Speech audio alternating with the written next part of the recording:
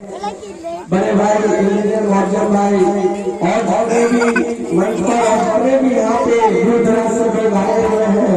सबका इस कार्यक्रम में आने के लिए मैं उनका स्वागत हार्दिक अभिनंदन करता हूँ। साथियों, आप तमाम लोगों का ये जो भीड़ देख करके जो है, मैं जो इतने दूर से आया हूँ, मेरा मन गदगदा गया है। मुझे विश्वास हो गया है कि अब बदलाव की तरफ जो है बढ़ चुका है। मैं ज्यादा कुछ नहीं कहूंगा, जो आपके यहाँ से लोग हैं उनको आप ज्यादा सुनिएगा तो बेहतर होगा। लेकिन मैं एक बात कहना चाहता हूँ कि हम लोग MIM party barrister Asad Owaisi साहब और अख्तर साहब, आदिल हसन साहब के हाथ को मजबूत क्यों करना चाहते हैं। आपको याद होगा जब हमारे देश में एनआरसी लागू किया जा रहा था। देखिए, समय बहुत में इसलिए मैं ज्यादा पीछे नहीं जाऊंगा, नहीं तो 1992 से भी जो है बारहवीं मस्जिद से मैं शुरू कर सकता हूँ, लेकिन मैं उतना पीछे नहीं जाऊंगा।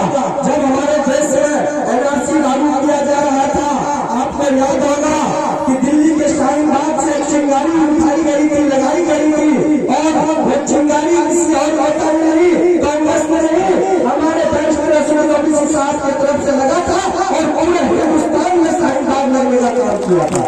अगर हमारे बैरिस्टर ओवैसी साहब सड़क से लेकर सांसद तक अगर नहीं चिल्लाते एनआरसी बिल के बारे में और एनआरसी बिल को ऐसे तो आपको नहीं पता चलता एनआरसी क्या होता है। पूरे हिंदुस्तान में जब आंदोलन हुआ, ये तानाशाही मोदी सरकार को झूठा करा। कौन कहता है आसमान में छेद नहीं हो सकता है? कौन कहता है आसमान में छेद नहीं हो सकता है? एक पत्थर पर तबीयत से उछालो यारो, और वो ओवैसी साहब ने जो करके दिखा दिया। और हमारे जो तानाशाही नेता जाते हैं मोदी सरकार को बैकफुट में जाना पड़ा। और बहुत ऐसी बात है, अभी जो आपका काला कानून लाया गया, आपको पता होगा कि वो बिल जो पास हो गया, आज हमारे अपाजान का या बजूरान का खुला का इंतकाल अगर हो जाए तो हमको पूछना पड़ेगा कि कब्रिस्तान में मुझे जमीन मिलेगा कि नहीं मिलेगा।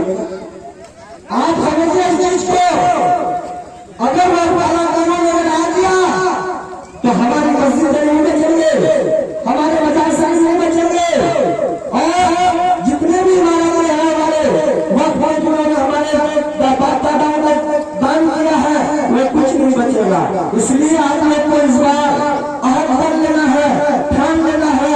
हमारे पार्टी को इस बार जो है आप लोगों को एक साथ वोट देने की आवश्यकता है। ट्रिपल तलाक में बोलने वाले हमारे बैरिस्टर ओवैसी साहब, कोई भी मसला आता है, हमारे खासकर हम लोग को किस तरीके से कामयाब किया जाता है। कोई अगर बोलने वाला है तो सिर्फ हिंदुस्तान ओवैसी साहब सांसद से बोलते हैं और बिहार में विधानसभा में अब्दुल साहब बोलते हैं। ऐसे ही अगर आने वाले समय में बहुत चाहते हैं कि हमारे मुझे 4 सीट यात्रा के क्या कर लेगी, ये बात सही है। हम सरकार बनाने नहीं जा रहे हैं, लेकिन उस गवर्नमेंट में जो सामान सरकार का है उसकी चाबी अब्दुल साहब के पास रहेगा। ये जरूरत है। अगर हम 20 दिन में अगर हाल लेके आ जाते हैं, बात हुआ करते हैं कि माननीय नीतीश कुमार को जो है सरकार से हटाने के लिए हमारा 20 दिन जो है काफी है उनको झुकाने के लिए। और आप देख रहे हैं लगातार 3-4 सालों से हमारे प्रदेश अध्यक्ष में अब्दुल इमान साहब बार चिट्ठी के माध्यम से महागठबंधन के जो केंद्र नेतृत्व जो काम करते हैं उनको एक चिट्ठी के माध्यम से संदेश देने का काम किए। उनको लिख के बोले कि हमारा मकसद है बिहार से बीजेपी को उठा के फेंकने का, आपका मकसद है बीजेपी को बिहार में आने से रोकने का दोबारा। तो आज ये हम लोग मिलकर के जो असेंबली वोट को बटने से बचने का काम करेंगे। लेकिन केसरी यादव जी का क्या जवाब आया? हम हैदराबाद नहीं जाते हैं चुनाव लड़ने, हम दिल्ली नहीं जाते हैं, हम महाराष्ट्र में जाते हैं, हम पंजाब में जाते हैं, ओवैसी साहब अगर बीजेपी को रोकना चाहते हैं तो उनसे कहिए कि वो चुनाव लड़े, यानी कि हम लोग हमेशा कुर्सी और दरी बिछाने का काम करेंगे। अब नहीं होगा, समय का तंगी है, इसलिए मैं ज्यादा कुछ नहीं बोलूंगा। कोई कहता है हिंदू खतरे में है, कोई कहता है मुसलमान खतरे में है, कोई कहता है हिंदू खतरे में है, कोई कहता है मुसलमान खतरे में है, लेकिन शास्त्री नेता का मानना है कि अगर आप धर्म का चश्मा उतार कर देखेंगे तो आपका हमारा हिंदुस्तान खतरे में नजर आएगा। इसलिए ज्यादा कुछ नहीं बोलेंगे।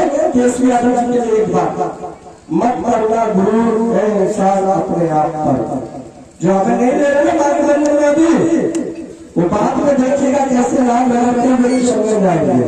मत करना गुरु है इंसान अपने आप पर, मेरे अल्लाह ने ना जाने के जैसे कितने मिट्टी से पैदा करके मिट्टी में मिलाते हैं। मैं भी आपको बहुत